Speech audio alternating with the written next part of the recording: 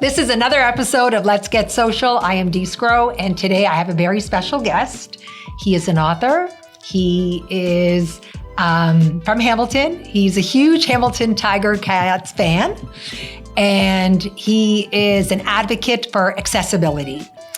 Please welcome Anthony Frisina. Hi, Anthony. Hey, Dee, how are you? Thanks for having me. Thank you so much for being here. I was so excited that you reached out on social media. Actually, it's a funny story. So we're friends on Facebook, but I didn't know you. And it's like a lot of people, you have friends on Facebook, but they're mutual friends that, you may know some of that I know. And I remember like every time you posted something, I was intrigued. Like I have a lot of friends that I'm just scroll by, but I don't know, for some reason, your posts always caught my eye.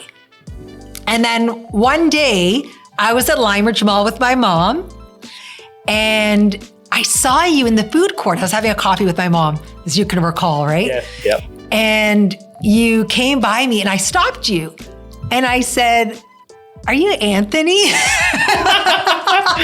And my mom's looking at me like, "What the heck?" And you're like, and you were so polite. And you're like, "Yes, I am." And I had said to you, I'm like, we're friends. I go, "We don't know each other, but we're friends on Facebook." And I was I shouldn't say inspired, but yeah, I was inspired by all the things that you're doing to not separate just because you're in a wheelchair and I'm not, right? Yeah. And you're a true advocate for that. I'm guilty myself is it being ignorant? I don't know, right? It's being aware of little things that just because I'm not in the same situation you are, am I any different than you, right? And how does that affect you knowing that, we're not equal, right? For me, I think the power of inclusion really impacts everybody. I'm always been about leveling the playing field tangibly and intangibly. And I've always focused on solutions rather than identifying problems and, insisting that others go fix it. For me, it's always been about being proactive rather than reactive and trying to get away from the stereotype and the stigma of ableism and putting together solutions that, take the retrofit angle away from accessibility and inclusion. Because if we are inclusive from the start, we simply all matter.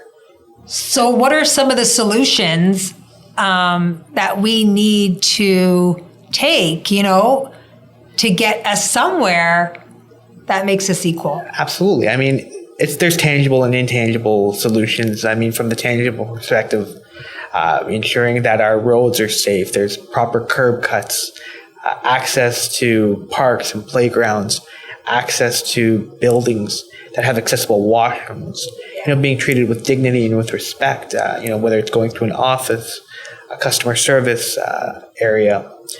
Everything needs to look at it from the lens of accessibility, the lens of inclusion, and ensure that we belong. I mean, intangibly speaking, it's about amplifying the education, eradicating ableism, eradicating the stigmas behind the negative connotation behind disability, and leveling the playing field and ensuring that we all belong and we all matter.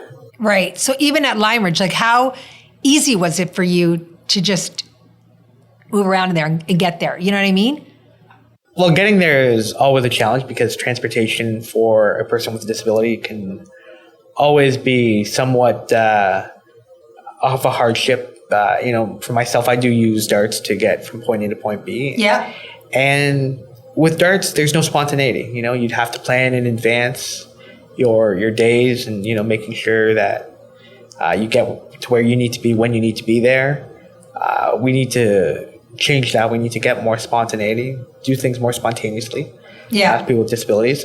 Just getting there was fun in and of itself, but then just navigating the mall, having different types of stores with an abundance of clothing racks or racks that are in the way. That's challenging in and of itself. It is challenging because I'll go into some of these stores and I have a hard time getting through some of these aisles because the racks are so big and they want to sell the merchandise. Absolutely. Right? So I can't imagine being in a wheelchair and trying to get into these stores. It's like you almost want everyone to be in one.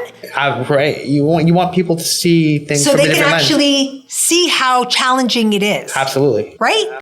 You want to open people's eyes to opportunities for further inclusion and further accessibility, and be allies together. Just because someone doesn't have a direct disability or direct relationship to somebody with a disability doesn't mean that focus should be non-existent. It should simply be part of everyday life, and to ensure that we all belong. Even when we saw each other at the food court, navigating the food court and then navigating the lines was challenging in and of itself. For sure. Even accessing the elevator when the elevator is down. What's the contingency plan? Yeah. There's a secondary elevator in one of the larger. The Bay has in the one. Bay, I think so. Yeah. But then just to get to that, it's just, it's a maze. Wayfinding signage is huge.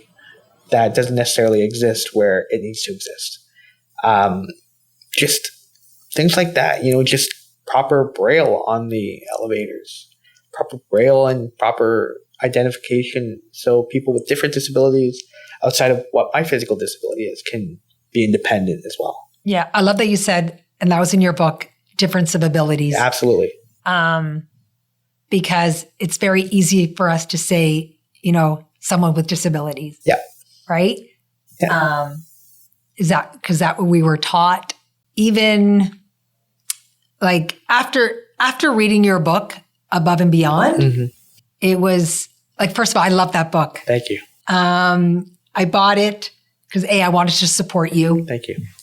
And B, when I picked this book up, I said, okay, I'm just going to read a couple of pages and I'll put it down and I'll come back to it. But honestly, so I started reading this. I was on my porch at home and I'm like, okay, I'm just going to pick it up. I started reading.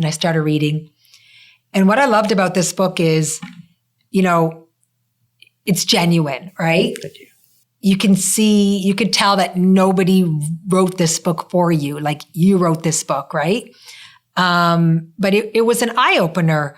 Even when I knew you were coming here, my first thought, and I'm going to be totally transparent with you.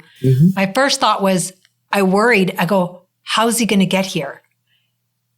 And I never had that thought with any other guest.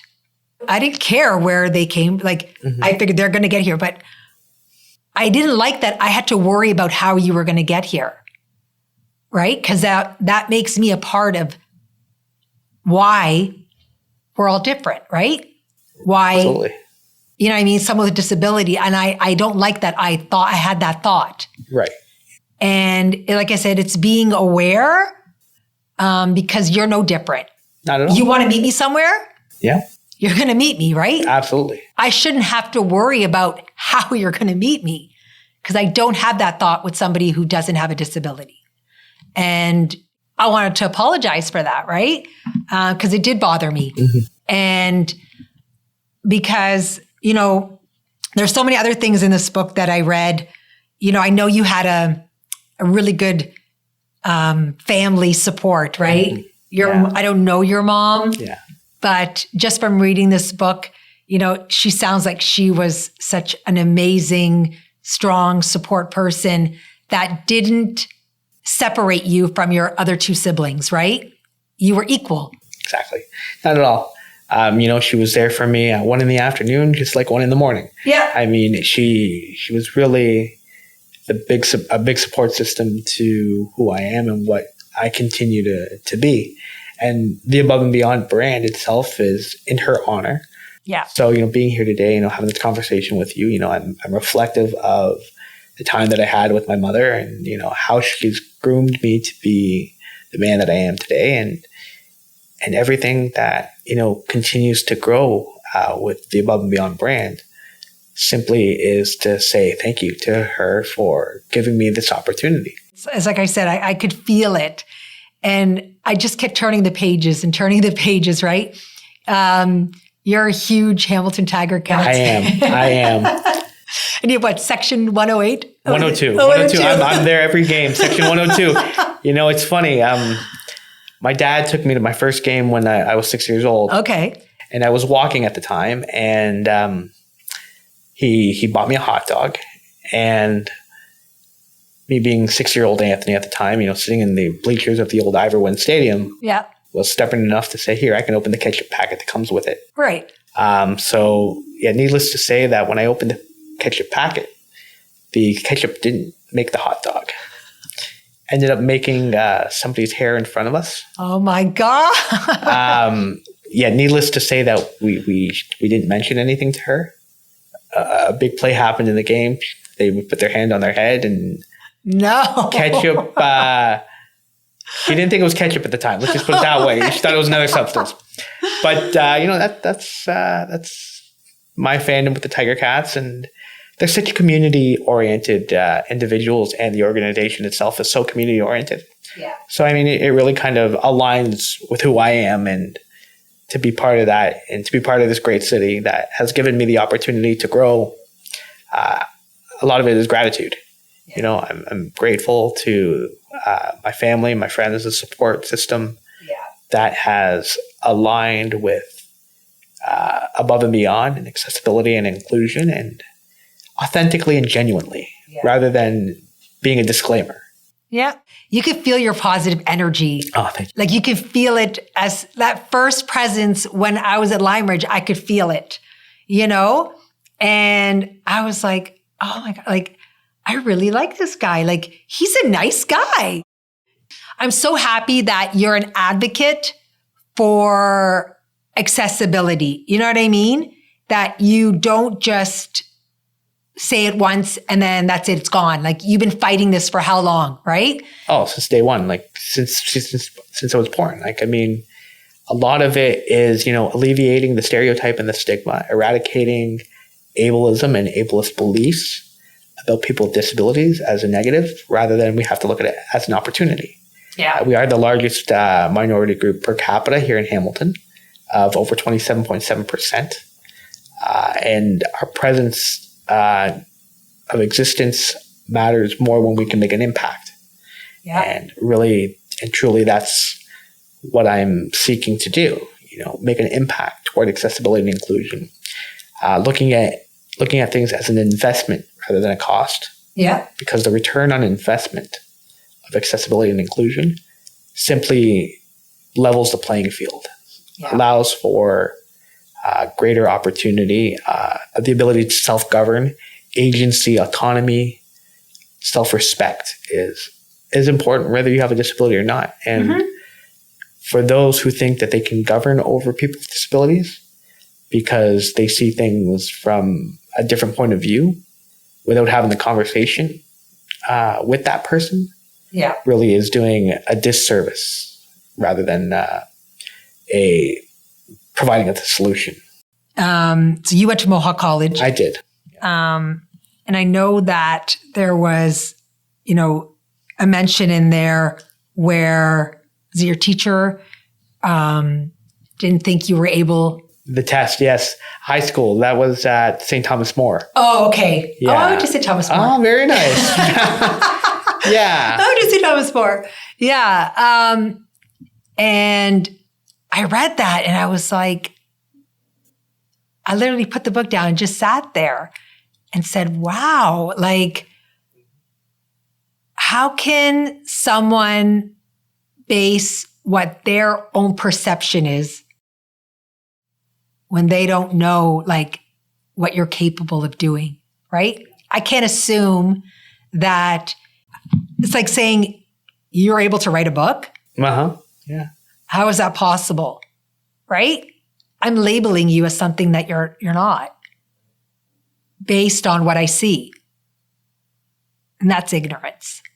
Exactly. Right? No pun intended, but don't judge a book by its cover. 100%. No, for Exactly. sure. Exactly. So, I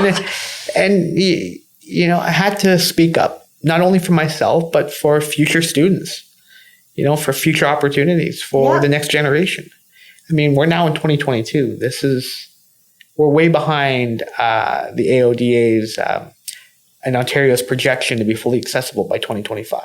Yeah. We need to be more progressive. We need to be more, we have to further the momentum. We have to be more active, and having people with disabilities representing solutions holistically and wholesomely is one of the greatest assets that we have. Yeah.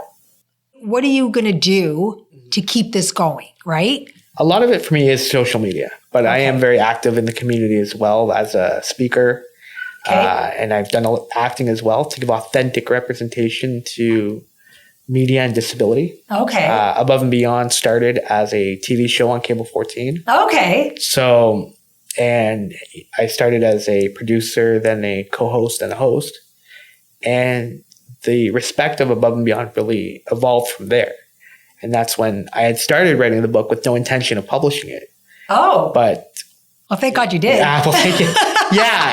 But it came to the fact where, you network with people, you meet people. And, I got advice from a good friend. They said, you really should publish this. And so I got on that. I started publishing the book. And then it's allowed me to get on more stages, virtual stages, speaking for Hydrocephalus Canada. Yeah. To Bimbo Bakery, which is Canada's largest bakery. Okay. Bimbo Canada, Canada's largest bakery. Yeah. And it goes above and beyond that. I mean, it's just simply a growth to get that message forward. But I also get that message forward with action as well, being part of the forward movement. We talked about this earlier, the dynamic symbol of access, which originated in the States as part of the Accessible Icon Project. Yeah. And now bringing that to Canada is a game changer. Yeah. There's more to the symbol than what it is. So it's that blue and white symbol is what you're talking about. That's right. Which when is we talk in about here. accessibility, yeah. I don't know what right here. This right here. That's right. Yeah. Right. So this is the typical symbol that you see everywhere. That's right. Right. And Hamilton has adopted the new symbol. So I have been actively trying to encourage people to, when they paint their parking lots, utilize the new symbol. They can get in touch with me directly, and I have stencils that they're more than welcome to borrow. Oh, okay. To get it done. I have an organization that I work with as well that we can come in and do it. Yeah. As well. It's just, for me, it's just getting that message forward. Yep. And like I said to you, I was at Walmart and at the bathroom door, and this was the symbol that was there. Perfect. This one. Right. Yeah. Not this, right? Yeah. So small things like this make such a big impact, right? It certainly does. Yeah, absolutely. And just like you had said on doors, it says walk-ins welcome. Yep. It may, for a lot of us, we look at it in a different way. It's like everybody, you're welcome to come in. Right. But for somebody that can't walk, it's disincentivizing. Right. It almost, the underlying message is you don't belong here. Yeah. And I say that with respect. Yeah. But, we have to get the proper messaging forward. We have to have the proper communication and the proper language at the forefront. We talked about it earlier. We can't retrofit anymore. We need to be inclusive from the start. Yeah. And that's the conversation that needs to be had. And that's the information that needs to be prevalent out there, not only in conversation and in voice, but actual demonstration and action. Yeah. And it's like I said before, why do we have to wait until it's somebody we know that is in this situation? It's like you're diagnosed with something serious and all of a sudden you want to do all these things because life is so short, right? Mm-hmm. Why do we have to wait till your daughter or your son or your husband, your wife is in a wheelchair to be an advocate? Right. Why isn't this happening now? Right. And thank God we have somebody like you to speak up for so many voices that won't, right? They're afraid to. Right. You know what I mean? Especially a lot of young kids that are in wheelchairs. Exactly. I mean, the pushback. It's that's the problem. You know, when you speak your truth. Yeah. You know, speak your voice. You know, people tend to get nervous about the pushback and being content with being in society rather than being deserve to live in society. You know, we talk with many people with disabilities live at or below the poverty line, and that needs to change, because why do people with disabilities have to live in low means? 100%. You live in a condo, right? I do. Yeah. And I only know because of reading your book. Yeah, absolutely. Buy this book, people. Amazon. You know, you had to adapt or like change things in your condo, right? Yeah. I bought the condo in advance, and it took me a year to do the renovations that needed to be done to tailor to my specific needs. Yeah. I went through an organization, I won't name them, to apply for funding for those renovations. And I was denied based on the fact that my situation wasn't dire. I mean, I was 31 at the time and living at home, and I just felt that, you know, I needed to, you know, make a change. Yeah. I needed to do this for me. Yeah. And working at the time, still work. Then there was this pushback. There's back and forth with regards to, having to kind of push things forward and then getting the denials and back and forth. And that delays things. You know, there's wait lists. There's paperwork that needs to be done.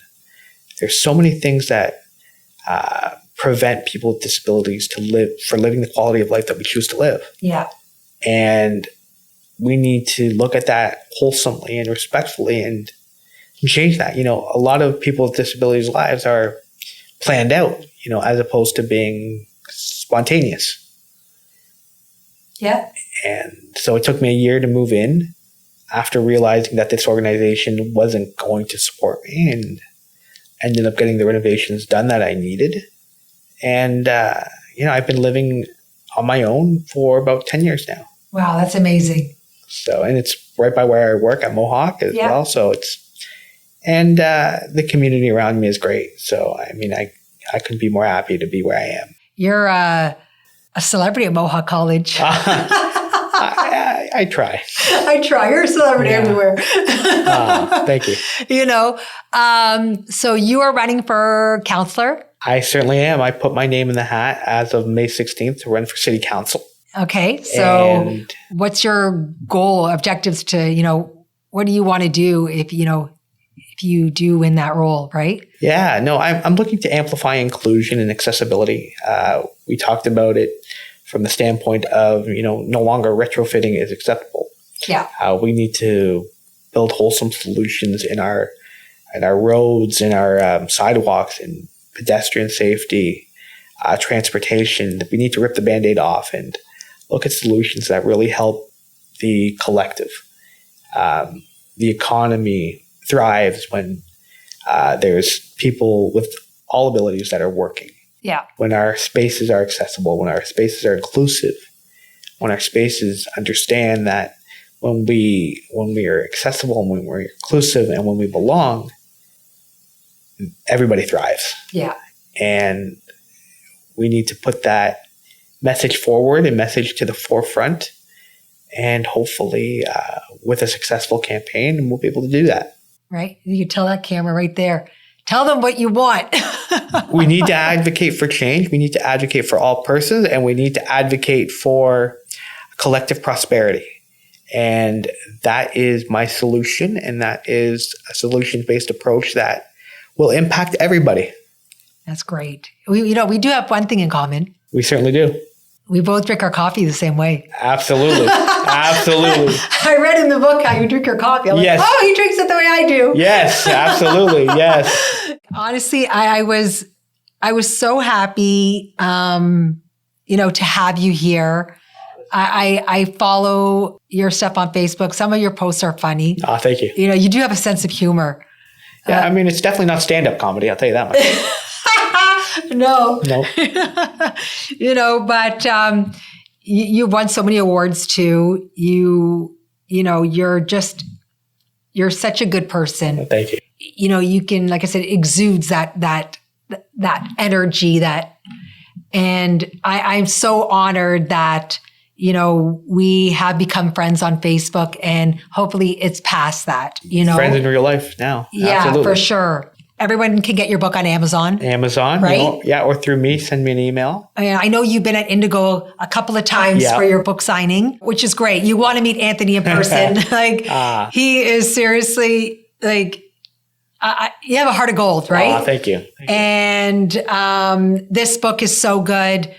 It really gives you in-depth of who he actually is, and what you're doing in this community is such an amazing, I'm going to try my best to support you as much as I can. Thank you. And likewise. And like I said, it's about being aware. Absolutely. And just making these small little changes can make such a huge impact.